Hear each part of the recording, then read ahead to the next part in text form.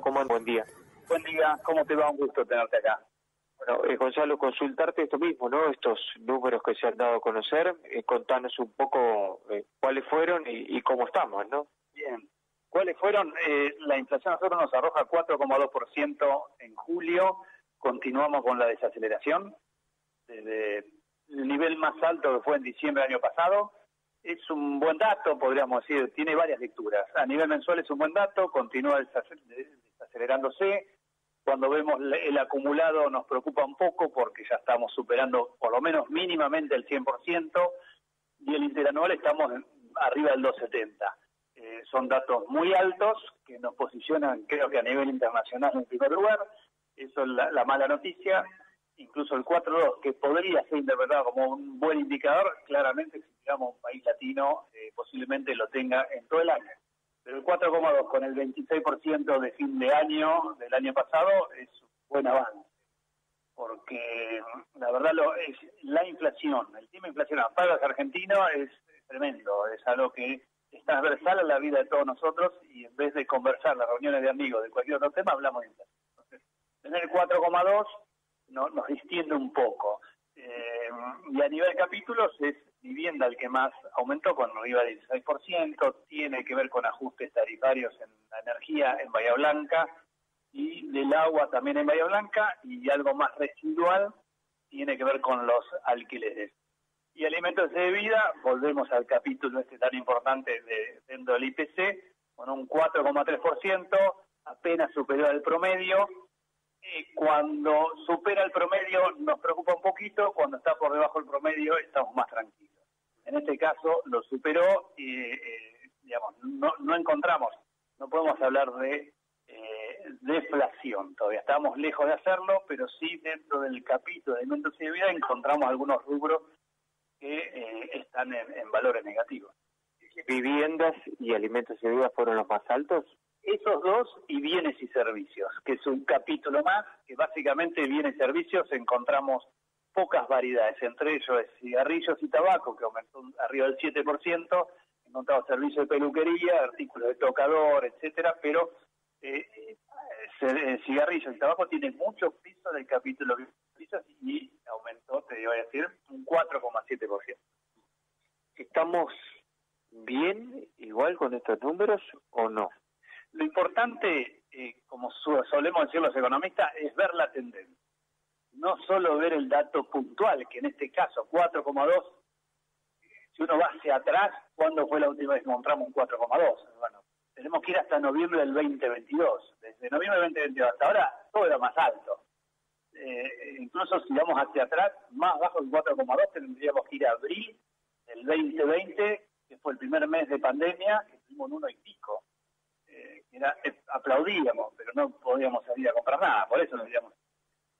Entonces, es una buena noticia y en cierta manera necesitamos tener los valores, por ejemplo, indumentaria, vemos que fue 1,1.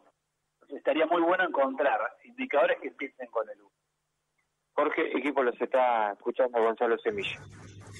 Gonzalo, Jorge Rubio, ¿cómo estás? Buen día. ¿Cómo te va, Jorge? Buen día. Vos sabés que te estaba escuchando como siempre con atención y cada vez que hablo contigo intento, para darle una continuidad a la reflexión, encontrarle un punto de continuidad a lo que charlamos casi con seguridad el mes pasado. Si le buscamos esa continuidad de algunas preguntas que yo habitualmente te pregunto justamente en el desenlace a través del tiempo, ¿cómo vamos? Y no es mi idea que hagas una reflexión política. A nivel número, ¿cómo vamos? Bueno, a nivel número tenemos muchos números que mirar. A nivel número inflacionario, podríamos decir que vamos bien. Nos cuesta, pero vamos bien.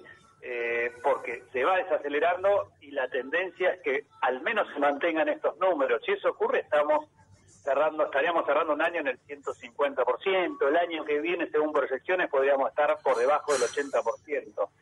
En ese caso, digamos, se lleva tiempo, está claro que lleva tiempo. En cuanto a otros números, si te referís a otros números por fuera del IPC, sí. Un ejemplo concreto es el índice de salarios. En Bahía Blanca, por lo menos de junio del año pasado a junio de este año, venimos mal, porque venimos con una caída superior al 13% en los salarios reales. Venimos mal. Es decir, que, a ver, el peor negocio sigue siendo tener un sueldo. Sí, pero es lo único que es como decir, bueno, tenemos que volver a casa, bueno, hay que volver a casa, no queda otra. Claro. En este caso seguimos cobrando. Pero por eso me quedo con la idea de la involución dentro de la mejoría de los sueldos. Bueno, sí, tenemos un atraso muy importante, pero puntualmente en junio el aumento de salarios en Bahía Blanca que medimos nosotros fue superior al aumento de precios. Fue casi 7% la variación del índice de salarios, con 4,5%. Entonces uno podría decir, bueno, ¿seguirá la tendencia? Bueno, mientras el índice de salario esté, por lo menos en julio, por arriba del 4,2%, que es factible que eso ocurra, uno podría decir la tendencia. Bueno, ¿cuál es la tendencia? La tendencia es que comiencen de a poquito a recuperarse los salarios y de esa manera que se active la demanda que hoy está tan caída y que se active. El gran problema es, bueno, se activa la demanda, presionará con respecto a los precios, volverá a empujar hacia arriba los precios y la inflación será un poquito más, se reactivará. Es un tema que vamos a ir viendo, pero tranquilamente podría pasar. Y el tipo de cambio que hoy está al 2% mensual y el sector exportador pide una devaluación un poco más fuerte, y eso se traduce en aumento de precios y muy posiblemente ocurra. Te voy a hacer una pregunta, voy a intentar hacerlo gráficamente entendible. No sé si me va a salir porque voy a andar por un camino finito, porque cada vez que hablo con vos yo me tomo el compromiso de no involucrarte en ninguna reflexión política, porque no es mi intención meterte en ese escenario. Pero la pregunta que me surge, vos con la experiencia de análisis estadística que tenés, ¿los números que hoy están mostrando están muy forzados o estamos en una tendencia natural a que todo mejore? A ver, lo que entiendo yo que el gobierno se esfuerza por varias variables más del mundo financiero. Y obviamente del mundo financiero estoy hablando variaciones de tipo de cambio, brechas, estoy hablando de tasas de interés, de rendimiento de bonos, de riesgo país, estoy hablando de reservas del Banco Central. Ha hecho un trabajo incluso del equilibrio fiscal. Entonces ha trabajado en todos estos meses para lograr equilibrio, para lograr comprar y robustecer reservas, para lograr achicar la brecha cambiaria, para lograr incluso buscar financiamiento en el exterior, y en algunos casos ha venido bien y ha logrado esos objetivos. En los últimos meses, semanas, ha habido algún nubarrón, y entre todas esas variables que intenta mejorar, también incorporó a la inflación, y contener el ritmo inflacionario y anclar expectativas en los inversores. En gran parte eso se logró cuando damos la vuelta a la moneda y vemos qué pasa en la economía real. La economía real vemos caída en la producción fuertemente en todos los rubros, metalmecánica, automotriz, me está sacando la última pregunta, porque te iba a decir, y siempre, insisto, convenciéndote de no lo político, pero estos números que demuestran un control de inflación y superávit y todo lo demás, ¿y cómo juega la recesión y la baja producción industrial que te metiste sin que yo te pregunte? Bueno, juega fuerte, porque en realidad la economía argentina crece en gran parte al consumo privado.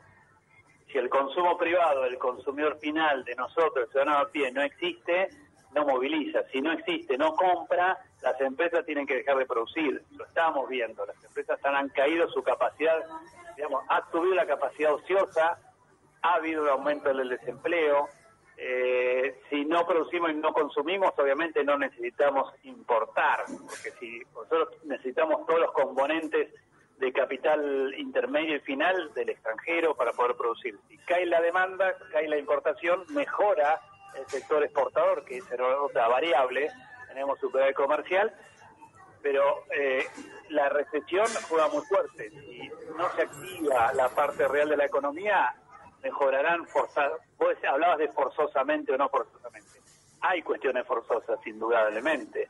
porque para mejorar unas variables y que el gasto público baje como viene bajando en términos reales, es porque forzosamente tenés que achicar gastos en partidas que antes no ocurría. Una de ellas es la obra pública. La obra pública queda demostrado que la Argentina mueve la economía en general, mueve el despacho de cemento, mueve el empleo, la construcción, y eso lo bajó a cero prácticamente, lo mismo que las transferencias a las provincias o la coparticipación. Entonces, esos superávit fiscales a veces son bastante forzados, pero ese es el objetivo que se planteó.